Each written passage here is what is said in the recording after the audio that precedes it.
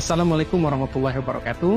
Dalam hari-hari ini kita disibukkan dengan Pilpres, pemilihan presiden.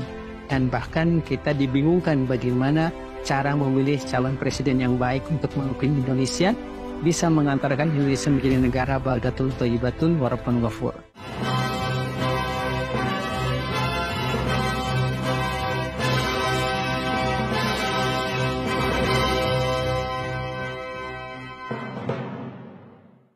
Bagi saudara kita yang muslim, itu sangat mudah sekali. Kita mencontoh bagaimana kriteria yang dimiliki oleh baginda Rasulullah SAW, kemudian Rasul mewariskannya kepada kita semua. Sifat-sifat Rasulullah SAW itu utamanya ada 4. Fatonah, tabligh, amanah, dan siddiq. Fatonah itu adalah cerdas. Artinya dia memiliki satu tingkat kecerdasan yang tinggi. Fatonah berarti menguasai data-data. Baik itu data-data pendidikan, kesehatan, demikian juga kesenjangan antara fakir dan miskin, demikian juga bagaimana data ibu yang hamil, yang stunting, menguasai ICOR, Incremental Capital Output Ratio, menguasai Gini Ratio, demikian juga kota-kota yang masih terbelakang di Indonesia, dan disparitas antara Jawa dan luar Jawa. Kemudian juga jikalau di hadapan kita ada seorang sarjana S1 dengan S2, kenapa tidak mengambil S2? Jika ada S2 dengan S3, kenapa ngambil S3? Jika ada yang hanya bisa berbicara bahasa Indonesia saja dengan yang bahasa Inggris, kenapa kita nggak ngambil bahasa Indonesia dan bahasa Inggris? Kalau ada yang bisa Indonesia, Inggris, Arab, kenapa tidak memilih Indonesia, Inggris, Arab? Memang memiliki gelar akademis tidak selalu menjamin bahwa seseorang itu adalah cerdas. Tetapi minimum seseorang yang sudah kuliah di satu perguruan tinggi, dia sudah belajar satu disiplin keilmuan secara terstruktur. Sudah belajar secara tersistematis. Makanya ini akan membantu menjadikan dia seorang yang fatonah. Jika ada yang bisa tampil di forum-forum internasional, mengapa kita tidak memilih pemimpin yang bisa tampil dengan kecerdasan yang tinggi, dengan bahasa yang baik, dengan tutur kata yang baik? Alhamdulillah dengan segala kerendahan hati, setelah melakukan kajian yang cukup dalam dan cukup panjang, saya mencoba untuk menuliskan fatonah dalam satu buku, yaitu Fatonah, Professionalism, Quality, dan Competence. Ini ada sekitar 250 halaman, yang dimana ternyata jikalau kita dalami Fatonah itu, maka kita akan memiliki beberapa value yang membentuknya. Di sana ada knowledge and learning, ada itqan and quality, strategic and tactful, ada musyawarah, ada time management, ada seorang yang selalu berevaluasi dan continuous improvement, serta dia tawakal kepada Allah Subhanahu wa taala. Itu cerdas, fatonah. Tabligh artinya balagha yubalighu tablighan. Artinya mengkomunikasikan dengan sesama. Tutur katanya baik, kemudian juga bahasanya teratur, kemudian juga sistematis. Nah, kemudian juga mampu berkomunikasi dengan semua kalangan. Itu yang dicontohkan oleh baginda Rasulullah SAW dengan anak yatim, dengan piatu, kemudian juga dengan orang tua, dengan nenek-nenek, semuanya disampaikan oleh baginda Rasulullah SAW dengan baik. Nah, kita mencari pemimpin yang tutur katanya baik, yang menjelaskan masalah yang pelik tentang kebangsaan dengan baik. Karena apa? Karena masyarakat itu tidak semuanya pandai. Masyarakat itu tidak semuanya intelektual. Banyak yang pendidikannya rendah. Nah, bagaimana kita memilih pemimpin yang cara komunikasinya bagus? Jika di forum nasional bagus, di desa bagus, di forum internasional juga bagus. Nah, kita harus memilih pemimpin yang maqalla wadalla. Bicaranya padat, tetapi sudah tersampaikan pesannya. Setelah melakukan kajian yang lebih dari 1 tahun, saya mencoba untuk menuangkan konsep tabligh menjadi satu buku yang tebalnya hampir sekitar 300 halaman. Nah, dalam konsep tabligh Rasulullah SAW, ternyata itu ada visionary and communicative leadership. Jadi seorang pemimpin yang mampu melihat visi ke depan dan mampu mengkomunikasikannya.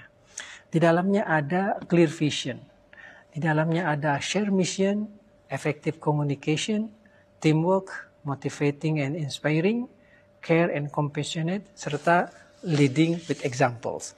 Jadi ternyata memberikan contoh suri teladan itu adalah tabligh yang konkret dan nyata. Nah, yang paling penting juga adalah amanah. Amanah itu artinya bisa memegang tanggung jawab, bisa mengemban anggaran. Kita lihat track recordnya ketika mendapatkan APBN atau APBD sekian triliun, bagaimana laporan keuangannya? Apakah WTP, wajar tanpa pengecualian? Dalam hal amanah ini kita bisa melihat kemungkinan capres kita bisa berasal dari pejabat karir atau pengusaha. Kalau pejabat karir kita melihat apakah ada kenaikan harta yang tidak wajar. Dahulu sedikit, sekarang luar biasa. Atau kalau seandainya latar belakangnya adalah pengusaha, apakah dia mempergunakan kekuasaannya untuk bisnisnya? Atau ada penambahan aset, proyek, atau lahan yang fantastis. Nah, seorang yang amanah pasti tidak akan mempergunakan keduanya ini.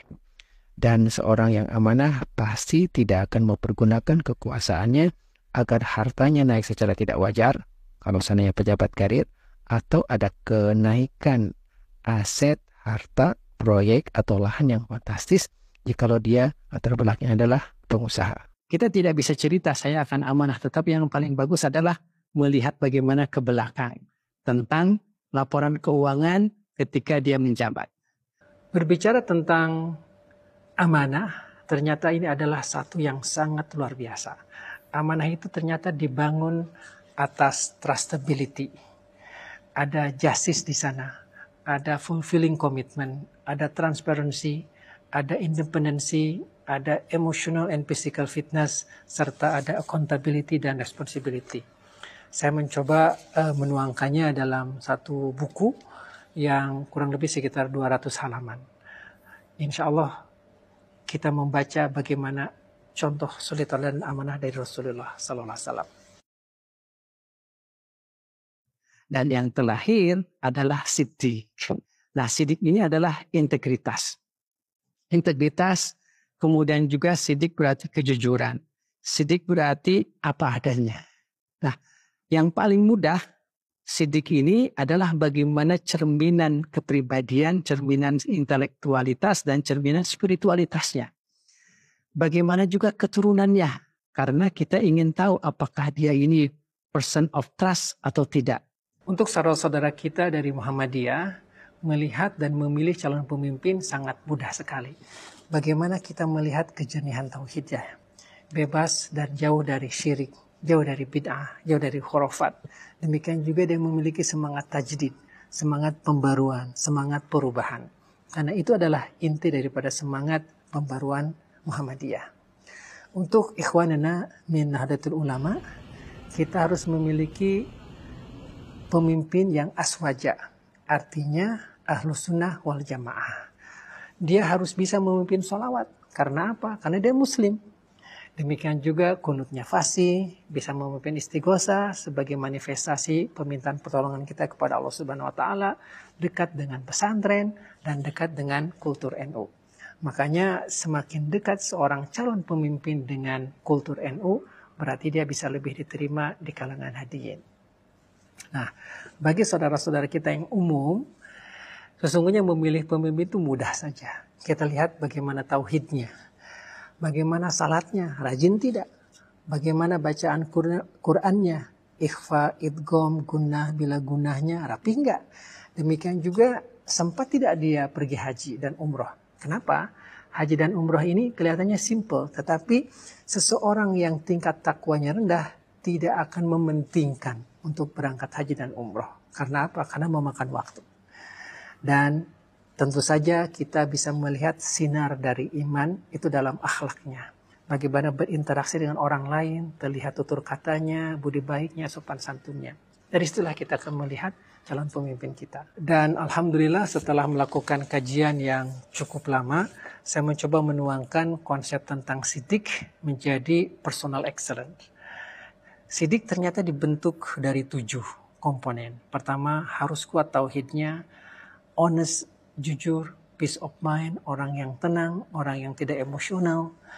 Demikian juga ada kesabaran di sana, ada kesyukuran di sana, dan dia harus halal oriented. Artinya Tidak bisa seorang itu menjadi sidik jikalau dia korupsi. Tidak bisa seorang itu menjadi sidik jikalau laporan keuangannya itu tidak jelas. Dan pastinya sidik juga ada istiqomah. Jadi sesungguhnya memilih pemimpin itu gampang. Kita terapkan aja sidik, amanah, fatonah, tabligh. Bagaimana kecerdasannya, bagaimana cara berkomunikasinya, bagaimana tingkat amanahnya, dan bagaimana tingkat integritasnya. Jadi kalau kita sudah bisa memilih, insya Allah kita akan memiliki pemimpin di 2024, pemimpin yang terbaik. Assalamualaikum warahmatullahi wabarakatuh.